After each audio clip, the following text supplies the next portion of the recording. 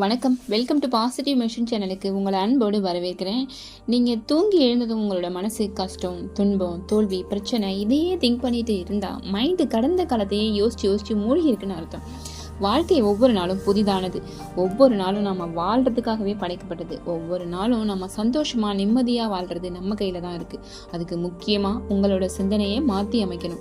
இது எப்படி மாற்றி அமைக்கணும் அப்படின்னா அதுதான் சப்கான்சியஸ் மைண்டு. இந்த சப்கான்சியஸ் மைண்டை நம்ம ஃபுல்லாக பாசிட்டிவாக மாற்றுறது மூலமாக நீங்கள் சக்ஸஸ்ஃபுல்லான, ஒண்டர்ஃபுல்லான, பியூட்டிஃபுல்லான, அமேசிங்கான லைஃப்பை பெற முடியும்.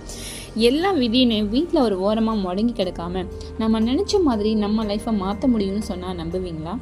இம்பார்ட்டண்டான ஒன்று இதில் state of being. State of being அப்படின்னா என்னென்னு சொல்லணும்னா உங்கள் மனசுக்குள்ளே என்ன மாதிரி எண்ணம் ஓடிட்டு இருக்குது, நீங்கள் என்ன மாதிரி ஃபீல் பண்ணுறீங்கன்னு இதை ரெண்டும் சேர்ந்தது தான் இந்த ஸ்டேட் ஆஃப் பீயிங்னு சொல்கிறாங்க. இதை இன்னொரு விதமாக சொல்லணும்னா நீங்கள் எப்படி நடந்துக்கணும், உங்களோட கேரக்டர், இதை பற்றி சொல்கிறது தான் இந்த ஸ்டேட் ஆஃப் பீயிங்.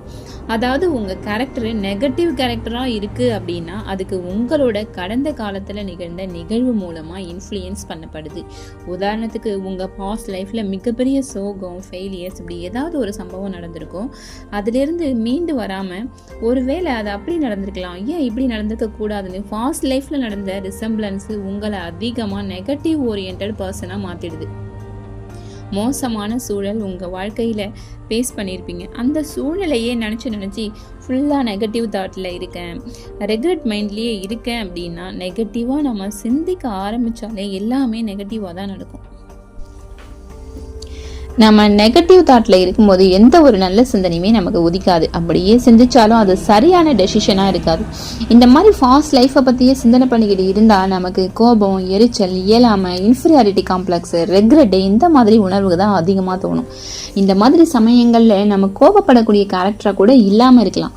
ஆனால் நம்ம ஒரு சின்ன விஷயத்தை கூட பொருட்படுத்திக்க முடியாத கேரக்டராக மாறி இருப்போம்.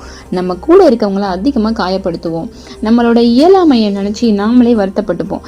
இதெல்லாம் நடக்குதுன்னா கண்டிப்பாக தெரிஞ்சுக்கோங்க, நீங்கள் நெகட்டிவ் ஓரியன்ட் பர்சனாக மாறிட்டீங்கன்னு அர்த்தம்.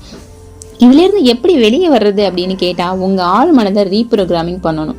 உங்கள் சப்கான்சியஸை மாற்றி பாசிட்டிவான சிந்தனைகளை திங்க் பண்ண வைக்கணும். உங்கள் வாழ்க்கை உங்கள் கையில் தான் அப்படிங்கிறத ஆணித்தனமாக நம்புங்க. உங்கள் ஆழ் மனசு எந்த விஷயத்தை நம்புதோ அந்த விஷயம் உங்களோட செயல்களாக மாறும். உங்களோட செயல்கள் நாளைக்கு வாழ்க்கையாகவே மாறும்.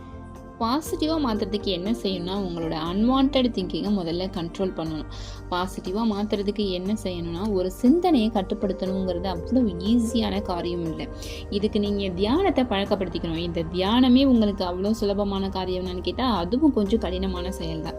ஆனால் எதையுமே பழக்கப்படுத்துறது தான் கஷ்டமே தவிர பழக்கப்படுத்திட்டு எல்லா செயலுமே ஈஸியாக தான் இருக்கும்.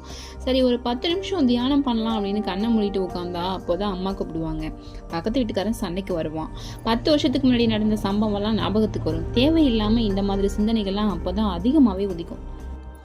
இதையெல்லாம் தாண்டி மைண்டை அமைதிப்படுத்துறதுங்கிறது அவ்வளோ சுலபமான காரியம் இல்லை.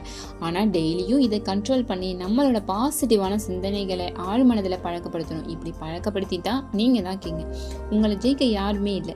இதை நீங்கள் டெய்லியும் பழக்கமாக மாற்றுறது மூலமாக நீங்கள் ஃபுல்லாக பாசிட்டிவான பர்சனாக மாறிடுவீங்க. ஒரு கசப்பான சம்பவம் உங்கள் லைஃப்பில் நடந்திருக்குன்னு வச்சுக்கோங்க. மார்னிங் எழுந்திருக்கும் போது அதே சிந்தனையோடு எழுந்திருக்கிறீங்க. அன்றைக்கி டேவே உங்களுக்கு எப்படி போகும்? ஒரு மோசமான டேவாக போகுது. யாரை பார்த்தாலும் எரிஞ்சு விழுறீங்க. அவங்க என்ன நினைப்பாங்க, இவருக்கு இன்றைக்கி என்னமோ ஆச்சு, ஏதோ டென்ஷனில் இருக்கார் போல் அப்படின்னு நினைப்பாங்க. இதையே டெய்லியும் நீங்கள் சிடுன்னு இருந்தீங்கன்னா உங்களை பற்றி அவங்க என்ன நினைப்பாங்க, இப்போ கேரக்டரே இப்படி தான் போல இருக்குது, எப்போ பார்த்தாலும் சிடுமூஞ்சி மாதிரியே பேசிகிட்டு இருப்பான், அவனுக்கு வேறு வேலையே இல்லைன்னு கூட நினைக்க ஆரம்பிச்சிருவாங்க. உண்மையாகவே அவங்கக்கிட்ட கேட்டோன்னா அப்படி இருக்கிறது அவங்களுக்கே பிடிக்காது. இவங்க ஏன் இப்படி இருக்காங்க, ஏன் இப்படி நடக்குதுன்னா அவங்களுக்கு பாஸ்ட் லைஃப்பில் நடந்த விஷயத்தையே நினச்சி ரெக்ரெட்டில் இருக்கிறதால, அதாவது மைண்டை அதையே வேணான்னு வெறுத்தாலும் அதையே கண்டினியூவாக திங்க் பண்ணிக்கிட்டு இருக்கிறதால அவங்க தாட் மூலமாக நெகட்டிவான ஒரு கேரக்டராகவே அவங்கள உருவாக்குறாங்க. இதுதான் உண்மை. நான் இந்த மாதிரிலாம் இருக்க விரும்புகிறதே இல்லை, ஆனால் இதெல்லாம் என் லைஃப்பில் நடக்குதுப்பா அப்படின்னு சொன்னால் அதையே திங்க் பண்ணுறது தான் காரணம். தேர்ட் ஒன்று, இக்னோர் நெகட்டிவிட்டி.